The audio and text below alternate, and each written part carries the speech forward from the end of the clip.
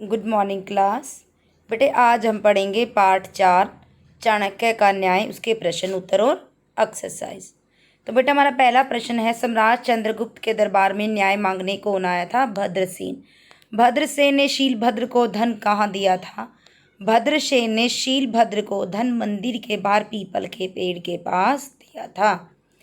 भद्रसेन ने धन देते समय शीलभद्र के साथ लिखा पढ़ी क्यों नहीं की? भद्रसेन ने शीलभद्र के साथ लिखा पढ़ी इसलिए नहीं की क्योंकि उसे अपने मित्र पर पूरा भरोसा था।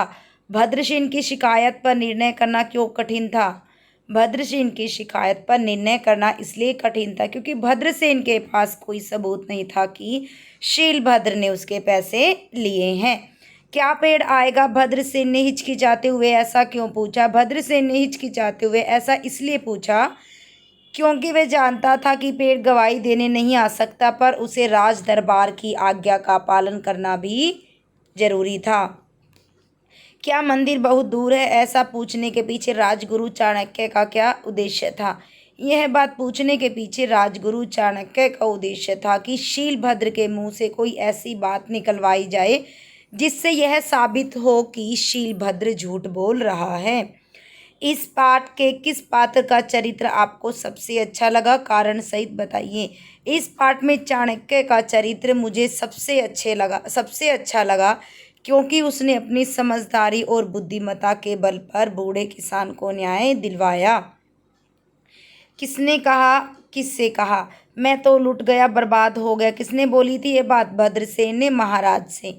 पेड़ गवाही देकर चला गया। चाणक्य ने किसको बोली ये बात? भद्रसेन को। न कोई साक्षी न कोई प्रमाण। किसने बोली थी ये बात? महाराज ने चाणक्य से कही थी ये बात। किसने किसको बोली थी? महाराज ने चाणक्य से। पाठ्यांश को पढ़कर नीचे दिए गए प्रश्नों के उत्तर देने बेटा। शीलभद्र ने बूढ़े के बारे में क्या बताया? शीलभद्र ने बूढ़े को पाखंडी बताया और कहा कि बूढ़ा झूठ बोल रहा है, वह तो मंदिर तक गया ही नहीं। चाणक्य को कैसे पता चला कि शीलभद्र झूठ बोल रहा है? जब शीलभद्र ने कहा कि मंदिर जो ज़्यादा दूर नहीं है, तब चाणक्य को पता चल गया कि वह झूठ बोल रहा है क्योंकि पहले उसने उसी से कहा था कि वह वहाँ कभी नहीं गया। चाणक्य ने शीलभद्र से क्या कहा? चाणक्य ने शीलभद्र से कहा कि उसका धन लौटा दो वरना राजदंड मिलेगा। यहाँ से बेटे एक्सरसाइज के प्रश्न स्टार्ट होते हैं। यहाँ पे इन वर्णों का विच्छेद करना है बेटा। जो शब्द दिए गए उनका वर्ण विच्छेद करना है। मित्र का क्या हो जाएगा बेटा? म ई ता रा अ, मित्र। ता और रा क्यों आए? क्योंकि त्रिशूल हमारा संयुक्त व्यंजन है बेटा, ये दो को मिलाकर बना है।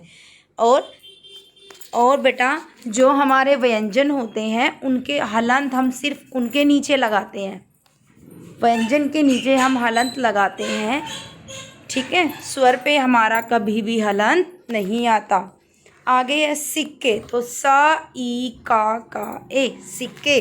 साक्षी स आ का शा ई, का और शा को मिलाकर हमारा क्षत्रिय बन गया, ये संयुक्त व्यंजन है बेटा। आगे है पाँच, प आ च अ पाँच। यात्रा य आ त र अ यात्रा। आगे बेटा समान अर्थ वाले शब्दों के जोड़े बनने की जो समान अर्थ देते हैं, जैसे कि गवाह का होता है साक्षी, मित्र दोस्त, निर्णय फैसला, चिंता फिक्र, मुश्किल कठिन।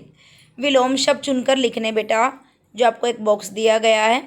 विश्वास अविश्वास, उपस्थित अनुपस्थित, मुश्किल आसान, बाहर भीतर, झूठा सच्चा, पास दूर। आगे बेटा नीचे दिए गए वाक्यों में रेखांकित सर्वनामों का प्रयोग जिन संज्ञा के लिए प्रयोग हुआ है, यानी कि किसके लिए प्रयोग किया गया है, ठीक है। सर्वनाम क्या होता है बेटा? जो संज्ञा के स्थान पर प्रयोग किया जाता है। देखो जैसे कि मैं, मेरा, मुझे, तुम्हारा, तुम्हें, ये सब हमारे क्या हैं बेटा? सर्वनाम है ये सब हमारे।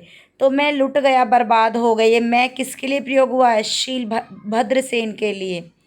पर अब वह लौटा नहीं रहा, वह किसके लिए यूज़ हुआ है? शीलभद्र के लिए, क्योंकि उसके पैसे नहीं दे रहा था। आप इस मुकदमे का फैसला मुझ पर छोड़ दीजिए। आप यहाँ किसके लिए प्रयोग किया है? महाराज के लिए, ठीक है। तुमने धन किस स्थान पर दिया था, तुमने यहाँ पर भद्रसेन के लिए प्रयोग किया गया है। महाशय मैं तो जानता तक नहीं है मंदिर, ये किस मंदिर की बात कर रहा है। मैं यहाँ पर किसके लिए प्रयोग हुआ है, शीलभद्र के लिए। पढ़े समझे और सही विराम चिन्ह लगाना बेटा। पढ़ते समय कहीं कहीं रुकना पड़ता है, कभी थोड़ा रुकते हैं हम, कभी ज़्यादा रुकते हैं।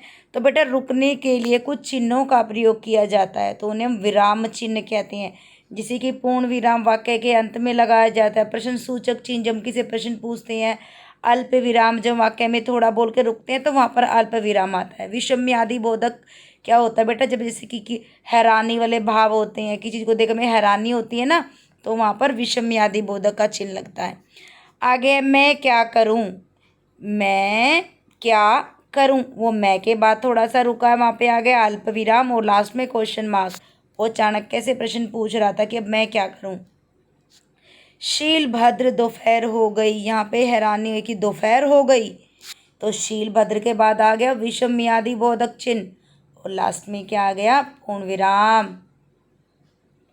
ठीक है, तो जाओ पेड़ को बुलाकर लाओ, तो जाओ, उसके बाद पेड़ को बुलाकर लाओ। यहाँ पे पहले क्या आ गया, अल्प विराम, फिर बाद में पूर्ण विराम। बेटा नाटक में हिस्सा लेने वाले को हम पात्र कहते हैं, यानी कि कैरेक्टर। मैम ने आपको पहले भी बताया था पात्र दो प्रकार के होते हैं, एक होता है मुख्य पात्र यानी कि मेन कैरेक्टर, एक होता है गौण पात्र।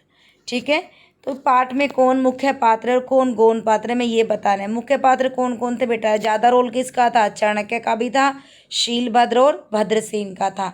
और गौण पात्र किसका कौन थे यहाँ पर, सम्राट चंद्रगुप्त। चंद्रगुप्त के गुरु चाणक्य थे, जिन्होंने न्याय करने में उसकी सहायता की। रेखा खींचकर बताइए कि निम्नलिखित के गुरु कौन थे। ठीक है, अर्जुन के गुरु कौन थे, द्रोणाचार्य। विवेकानंद के रामकृष्ण परमहंस। सिकंदर के गुरु कौन थे, अरस्तु। राम के गुरु विश्वामित्र। ठीक है बेटा, क्वेश्चन अच्छे से लिखने हैं, नोटबुक में, एक्सरसाइज बुक में फिल करनी है। Okay, bye class.